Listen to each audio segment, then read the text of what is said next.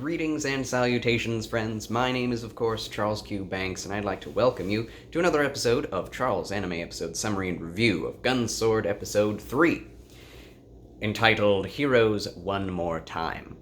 Now, this episode definitely does follow the framework set forth by the first and second episodes, loosely, that being that Vaughn and Wendy enter a town that is being threatened by a mech-riding villain, and, of course, Vaughn has to defeat it with his super-powered mech.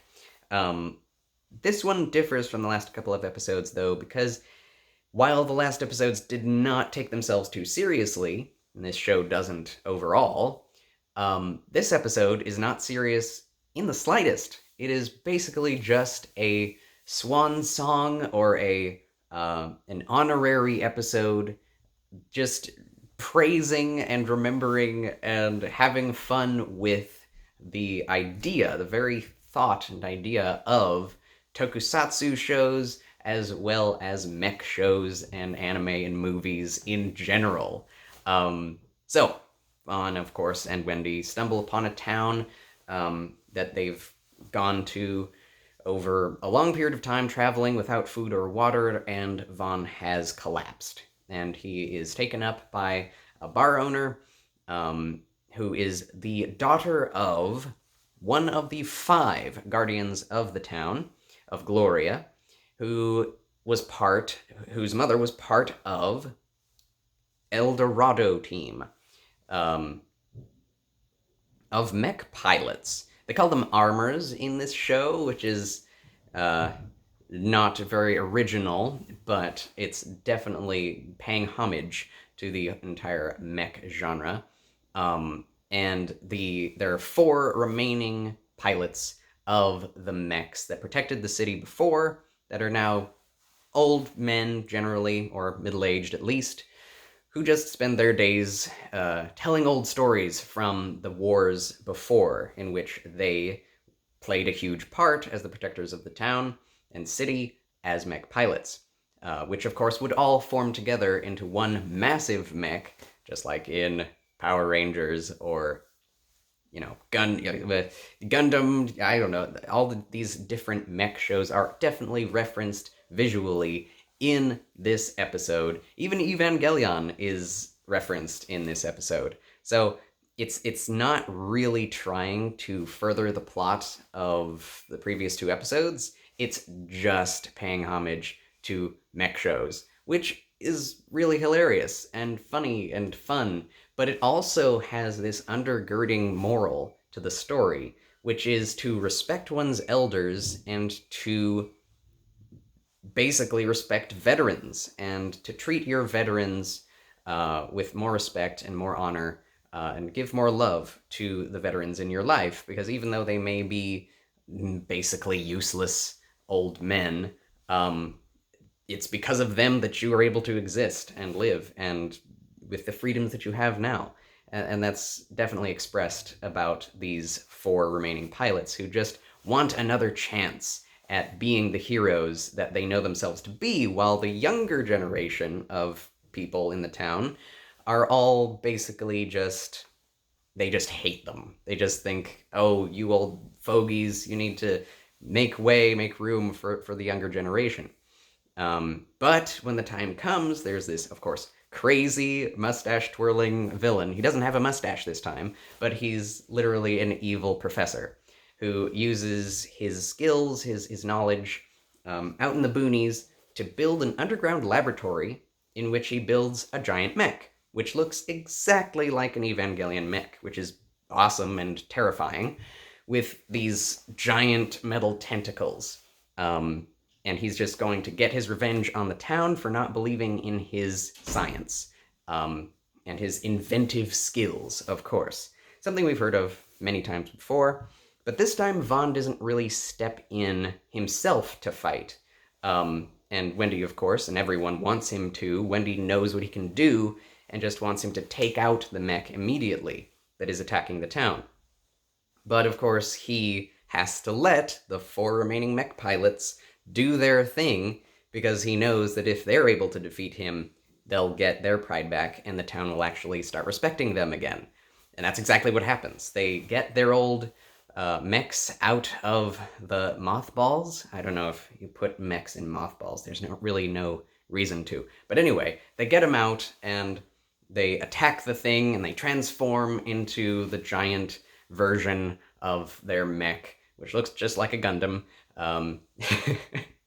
But because they don't have the fifth mech, it cannot be at full power. And they start to run out of fuel in the middle of the fight. So, Vaughn, of course, this is of course spoilers, uses his mech to find the last remaining piece of the giant mech and throw it to them.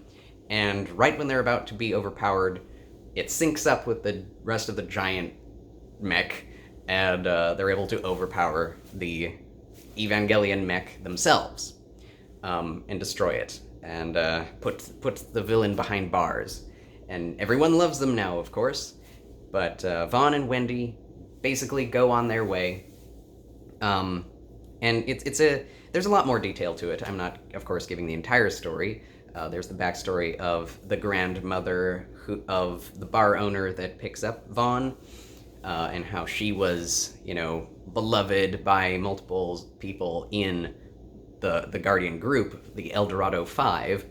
There was kind of a love triangle at one time, and they all kind of still love her. And there was one guy who was just basically asleep the whole time, who they just kind of set in a wheelchair in the mech, and you couldn't really pilot it, but they did it anyway, and it worked anyway somehow.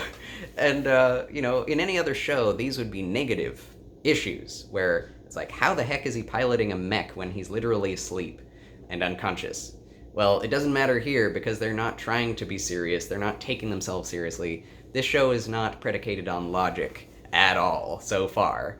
And I would love for this show to go more into hard science fiction, but it may never address any of these issues of, like, what is the sword made out of that can be manipulated like a floppy rag at one point, or a whip at one point, and then turn into a sturdy sword at another point. We don't know. And but there are certain things that are interesting and motivating for me to watch further, just littered throughout this show. The townspeople have actually heard of Vaughn before, and his exploits in episode 2, which I thought was basically just a cliched side story. But Vaughn definitely is gaining a name for himself in other countries, in other parts of the country, because of what he did in the previous episodes. So that's a nice touch, and I see that we're going towards a certain goal, but this show is just showing us all of the little adventures that they have along the way. Not necessarily just getting from point A to point B and showing us being at point A and then being at point B. It actually gives some context as to, how does the world see Vaughn and Wendy, and how did they get from point A to point B, etc. But there's also some interesting references dropped by Vaughn. He sees the type of mech, what I call the Evangelion mech, that the villain is using, and he says, that's a type of mech that, and I forget the name, but one of his comrades used to use. That's like this model. And I'm like, so that's interesting. Is that going to come up again? And they wouldn't put it in if it weren't going to come up again.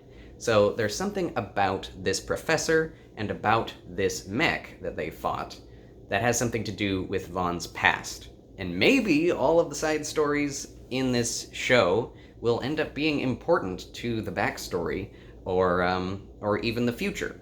But who knows? I also love the fact that in the opening credits, there are, like, blanked out dark blue outlines of characters in action, but whenever you meet them in the show, though in the next opening, those outlines will be filled in by the actual character. So it's like, and there are tons of outlines of characters in the opening credits, so we have a lot more characters to go. Carmen 99 is now in the opening credits when she wasn't before, which is a very nice touch. And yeah, so I liked this episode. It was just fun to watch. It wasn't serious at all, and it didn't really like go into any like truly thrilling or intense moments. But again, like the last episode, it didn't need to. It just needed to be enjoyable. And I really do appreciate that. Not every show has to be a 10 out of 10 masterpiece. It just needs to be fun and enjoyable. And this show is continuing to be enjoyable, and it's one of those shows you can just turn on and enjoy, and you don't have to think about it too much, and you don't have to. It's not a hard show to watch. It's very watchable, very enjoyable. The quality of the animation is still lower than the first episode, unfortunately, but I'm okay with that. Like I said, the designs are good enough to carry the show, whether or not the animation is fluid. And they had some good animation here. The fight with the bad guy was actually pretty prolonged because it wasn't just Vaughn's mech, or Vaughn's armor, taking out the enemy. It was an underpowered mech that was fighting an overpowered enemy. So it had to take a little bit longer for that battle to play out. And this show has a lot of heart, and this episode has a lot of heart, and it really shows that the makers and the authors of this show, which was an original show for TV first, before it became a manga as well. The authors really do care about mech shows and are being informed by the best. I still get, little nostalgia feelings from this show, like from Cowboy Bebop, and other, shows like it. As well as what I've seen of Gundam, and I am not a big fan of the mech genre, but I can definitely see all of the respect and all of the references that are being made. Maybe I've missed a few, but it's like that's all this episode is, man. And a true mech savant will love this episode and probably laugh out loud at a lot of it. But it's just like, oh, and that, and that, So anyway, that's what I think about this episode. I really just enjoy this show now. I'm not like, oh, what's going to happen next? I just kind of want the same thing to happen again, because this show has kind of wired me to expect more of the same. Which is probably going to be good in the long run, because once it kind of breaks out of those boundaries of the framework, it'll be exciting and surprising. So, yeah, there's a lot of potential with this show, and I will keep watching it. So let me know what you thought of this episode in the comments below, and yeah, thanks for watching. Subscribe, like, and etc. Click the bell if you haven't already. And I'll see you in the next one. Thanks for watching. Farewell.